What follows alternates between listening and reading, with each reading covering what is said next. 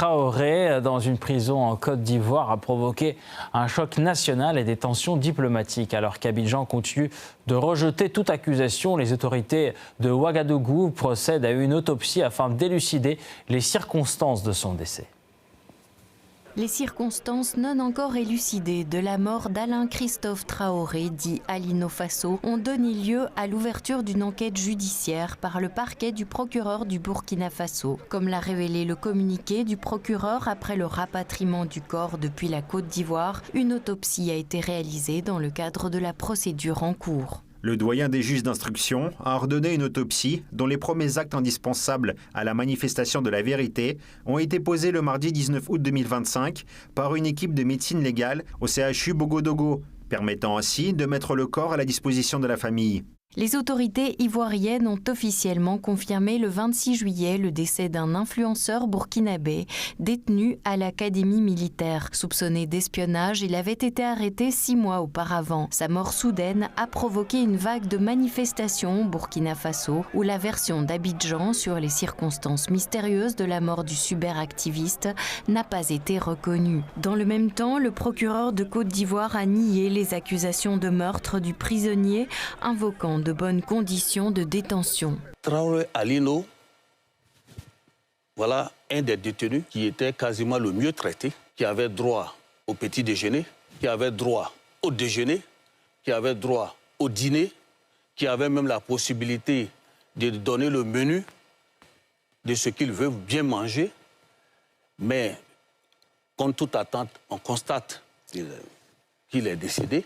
D'aucuns parlent de torture à l'école de Znamé. Non, ça n'engage que cela. Sinon, l'enquête est assez claire là-dessus. Les tensions diplomatiques à la suite de la mort soudaine de l'influenceur Alino Fasso se sont intensifiées entre Ouagadougou et Abidjan. L'ambassadeur de Côte d'Ivoire a été convoqué au ministère burkinabé des Affaires étrangères pour réclamer la restitution du corps et fournir toute la vérité sur les circonstances de ce décès. Alors qu'Abidjan nie les accusations de torture et de mauvais traitements infligés aux prisonniers, il reste à attendre les résultats de l'autopsie pratiquée par les autorités burkinabées.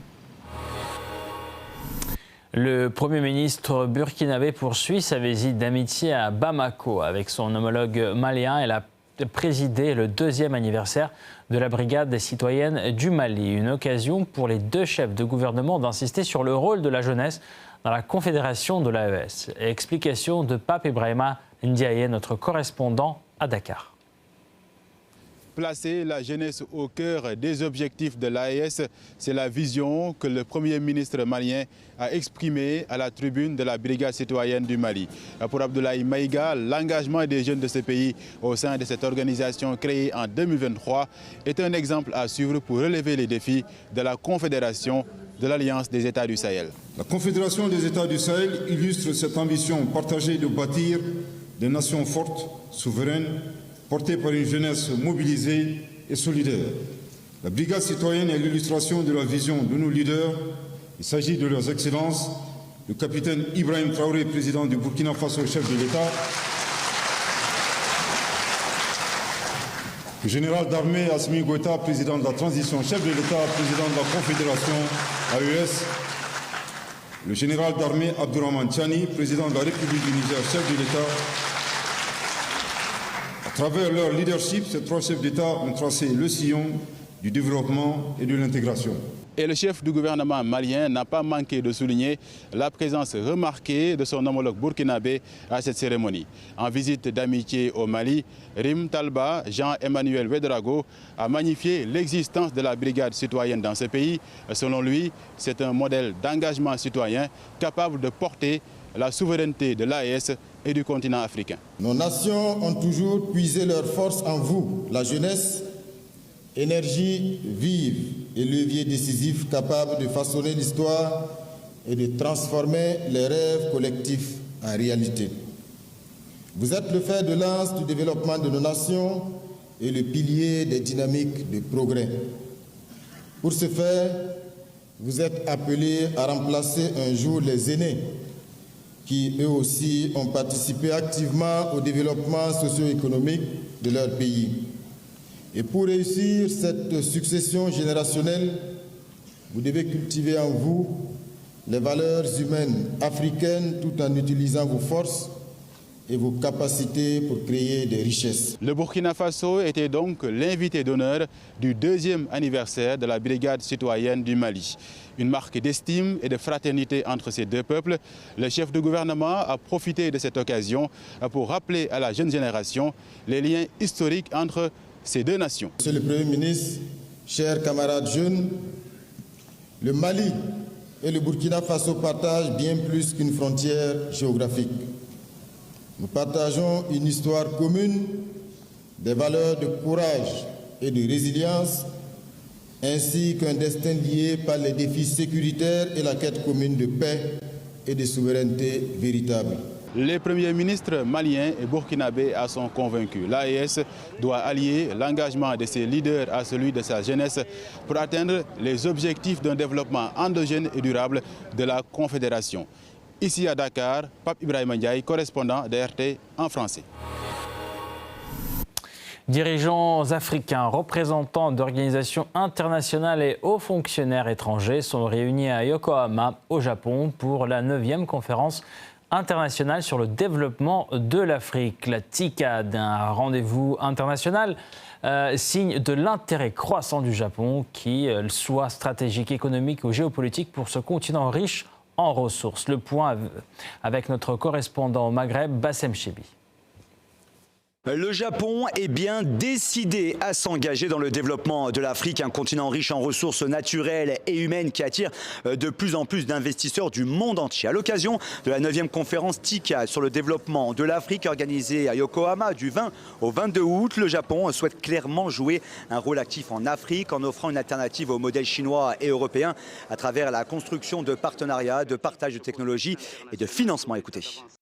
Le Japon a toujours cru en l'avenir de l'Afrique depuis le lancement de la conférence internationale de Tokyo sur le développement de l'Afrique en 1993. Et il continuera à être un partenaire fiable pour le continent. L'Afrique ne doit pas être vue comme un simple bénéficiaire, mais comme une source de solutions pour le monde. Le Japon s'engage à co-construire des solutions avec l'Afrique en combinant son savoir-faire technologique avec les idées locales. Si l'Afrique continue de séduire le monde entier, c'est parce qu'elle est le continent de l'avenir. Le continent possède 60% des terres arables non exploitées du monde, un marché en croissance rapide, une population qui comptera, selon les estimations, plus de 2 milliards d'habitants d'ici 2050 et un taux de croissance toujours plus élevé à travers ces nombreux pays où tout est à construire. Par la multiplication de ces partenariats avec le continent, Tokyo souhaite renforcer ses exportations, surtout dans les secteurs des infrastructures, que ce soit les routes, les énergies ou les ports, la technologie via l'IA, la digitalisation et la cybersécurité, mais également à travers la santé et les biotechnologies. Écoutez. Lorsque j'ai visité le Sénégal en 2000, j'ai été frappé par l'énergie de sa jeunesse et le potentiel immense du continent. Aujourd'hui, cette vision devient réalité. Notre ambition est de former 30 000 experts africains dans les domaines de l'intelligence artificielle, des technologies vertes et de la cybersécurité d'ici 2028. Porte d'entrée de ce continent, la Tunisie souhaite tirer profit de ce partenariat stratégique. En marge du sommet principal, le pays a organisé un événement baptisé Discover Tunisia, Next Generation Business Challenge and Opportunities, en partenariat avec l'agence tunisienne de promotion de l'investissement pour justement mettre en avant les atouts du pays en matière d'innovation, d'économie urbaine et de jeunesse afin d'attirer de nouveaux investisseurs japonais et renforcer son rôle stratégique en Afrique. Écoutez.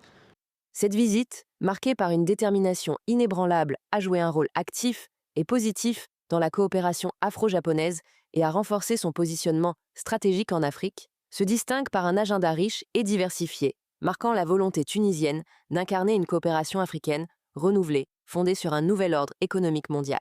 La conférence TICAD organisée par le gouvernement japonais en coopération avec les Nations Unies, le PNUD, la Banque mondiale et la Commission de l'Union africaine est l'occasion pour Tokyo de marquer clairement des points dans cette course à l'Afrique en s'affirmant comme un partenaire de confiance et un allié.